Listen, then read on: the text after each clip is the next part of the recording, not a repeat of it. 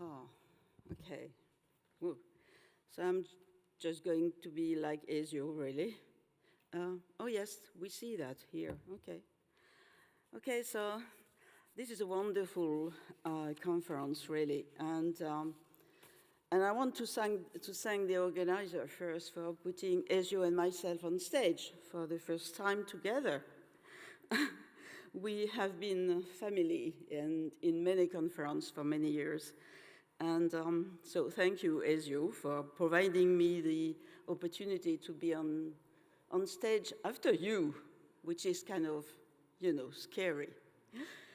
I want to, and I think I have the same attitude which is, I don't care about me, I care about people. I care about people in the street. Do they understand what we do? And that's basically what I've been done, because I'm not a designer. I come from microeconomics. I've been I had the opportunity when I was very young to work as a buyer with designers around. And that was, my life after that, being specialized in the bridge between economic science and design science. So congrats to the organizer for giving us a safe space for discussion. Also, congratulations on the organizer for doing their job before, which is doing some kind of upstream research on statistics of the industry of design in their territory, and also for asking the value of design in their territory, and also for creating a very pioneer city design council, helping the people, policymakers in Valencia. And I want to add, thank you for this wonderful organization and lunch. Now 20 minutes, no, it's already 17. For 40 years of my dedication to research. So I'm going to go very fast, I'm sorry. But I put a number on each page, so if you want to go to discuss, please remember the number. Let's start with the why. Why is it that we are in the middle of such a mess? I take 3 examples. Demography, aging society, longevity.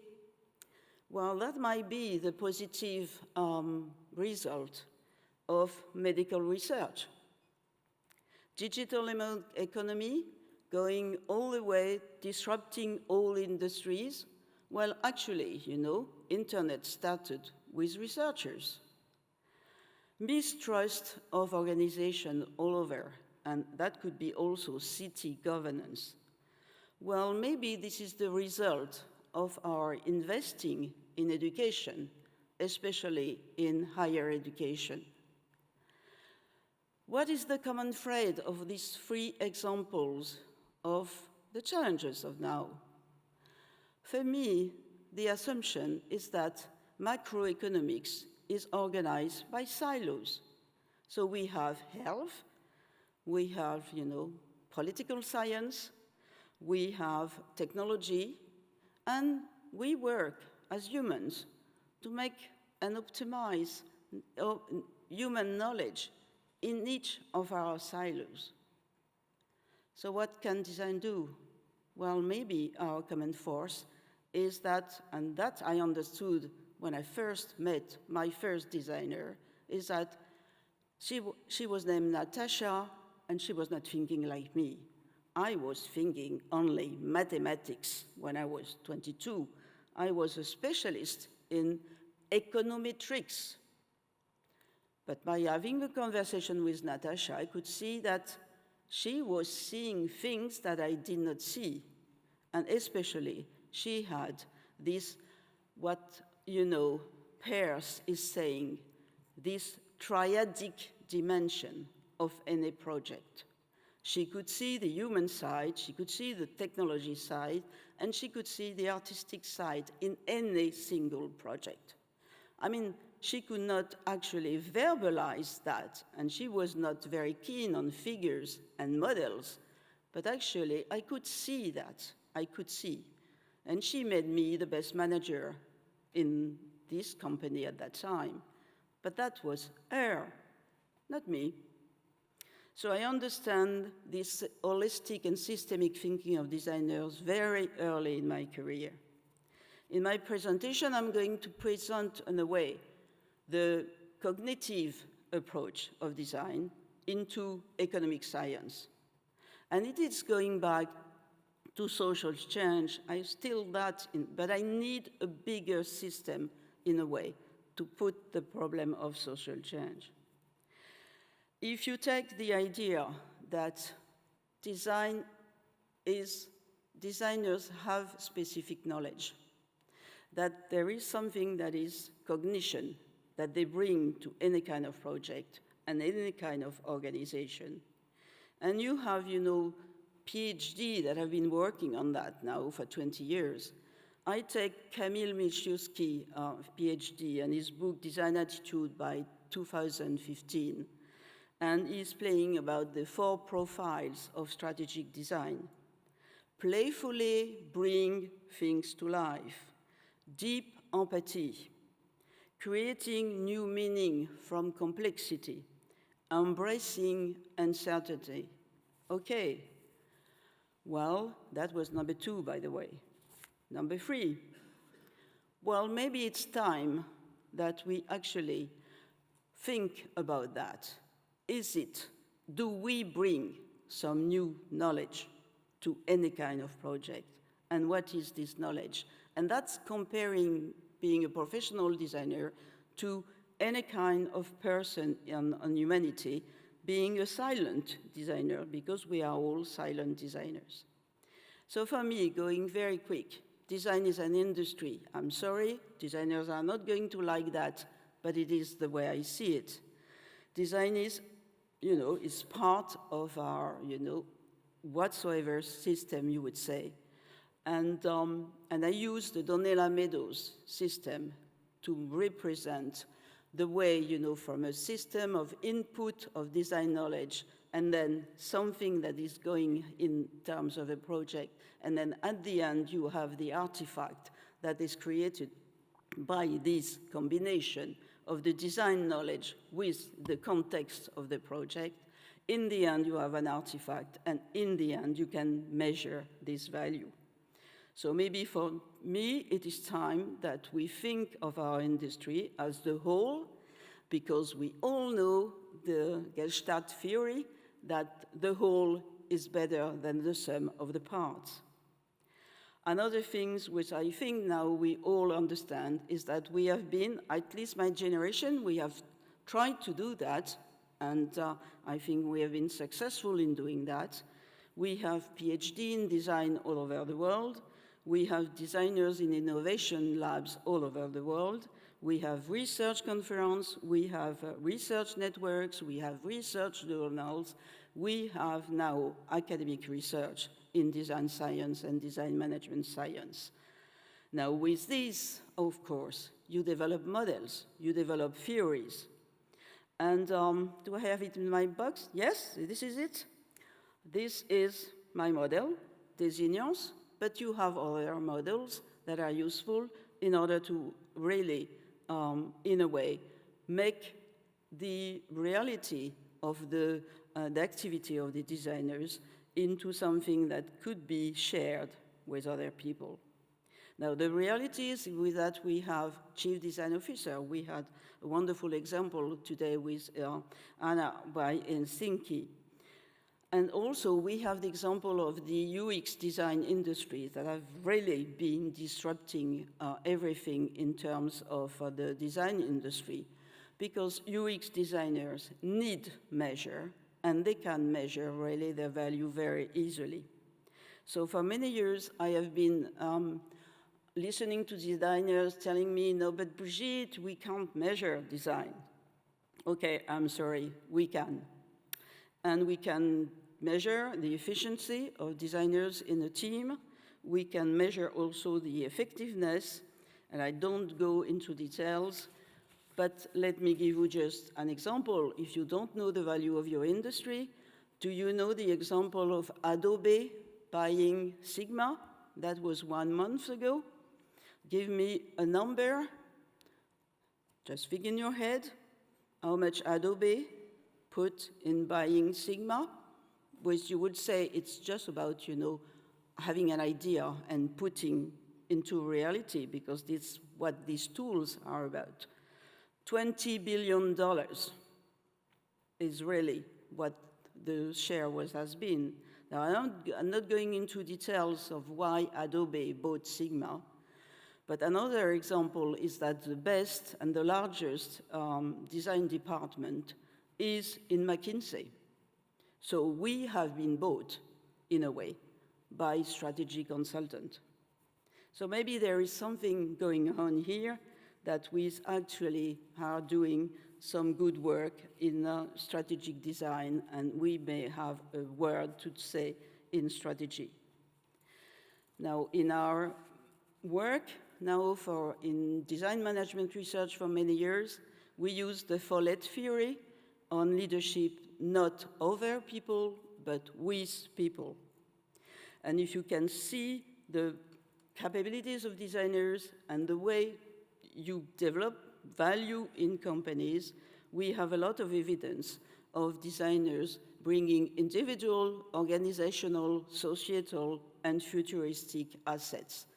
So these are many models, many examples, and I'm just going to put an example later on what it is for social and civic and city.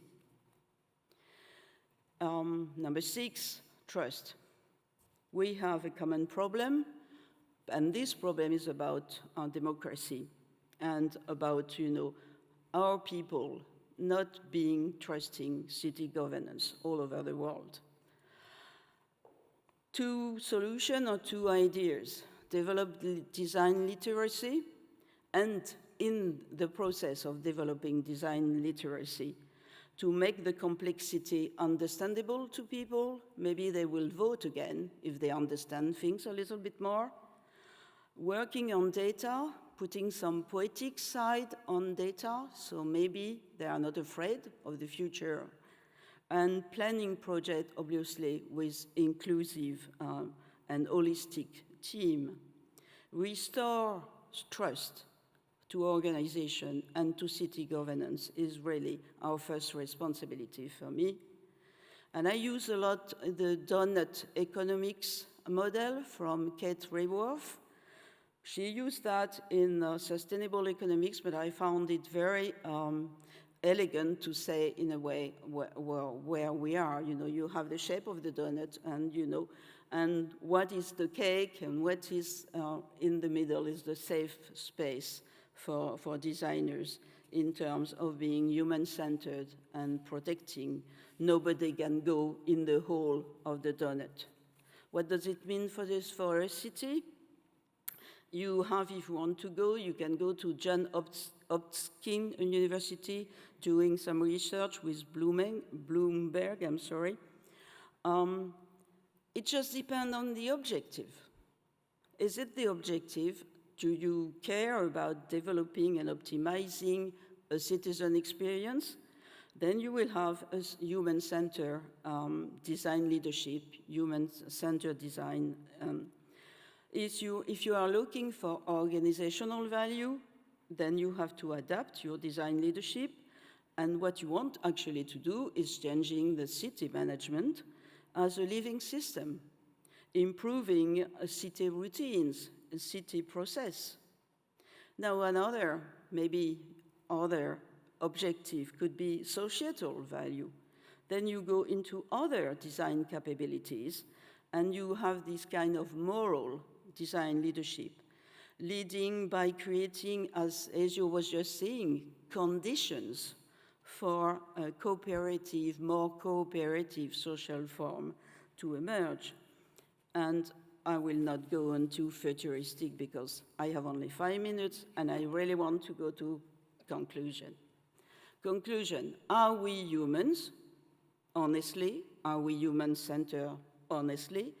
if only, maybe 90%, if only 5%, and we don't even have the research on that, 5% of the people on Earth understand what is a professional designer. My assumption is that really the history of design is more about not design, but the history of our species. Every time we go up in Maslow's theory of needs, in a way, we change design artifacts. We don't change design science. We just change the artifacts in the end. And the artifacts is something, but it's more interesting is the development of the person through the artifact. So my assumption, going from that to that, is actually we have the cognitive approach upstream. At the end, we have a development, human development approach. So are we really humans? Or do we want to change humans? I'm asking the question because going into Charles Maurice's Science and Value, going back something that I quote very early on in my thesis or something, if you go into the way humans go into action, he has 4. It can be a dominant, it can be a detached, you can be dependent, you can be just looking for sensuous enlightenment. I mean, there is only 4 ways of action for humans. And we have a lot in terms of our organizational science right now, going to more about being more living system instead of machines in organization, being more about, meaningful organization. Otherwise, nobody is going to work with you. Whatever I see that, it's materiality is never there. The humans may be there, materiality never. I've never seen a theory of organization where materiality is there. So yes, social change, but territory-based, contextual. I mean, the value of a design for me is really contextual. You work with a context, and that's really part of the value. Some ideas, being an old lady for the next generation, I want to, instead of having, the buzz of design thinking, who is going to be with me with #DesignLoving? We say we are human-centered. Well, maybe it's time to say that designers love people, or to say that people love designers. So #DesignLoving. Let's start. Whoever is with me. Another thing. Okay, you don't understand my model, I made it into a game. So maybe there is a lot to experiment. Whereas gaming is a good way to invent our future, gaming the future. Going back to my own research on value and something, I did a research in 2002, I did it again this year, 20 variables measuring the impact of design. In 2002, it was the CEOs that were understanding and answering the survey. In 2022, it is the chief design officer. So in 20 years, we changed who is managing design. It's not the CEO anymore. It's a new function in organization, and you have chief design officers. So again, with me, we need to go, and we are going to do this measurement of design impact with some design index now annually. And last but not least, there is something very important in terms of design. It's intellectual property. And you have intellectual property through brand registration, through patent, and whatsoever you needs that you can be helped by the lawyers. Another thing that I will dream is just the mapping of design intellectual property. Because with this mapping, we have, in a way to visualize where really are we doing change or not, because this is evidence that we can actually visualize very easily.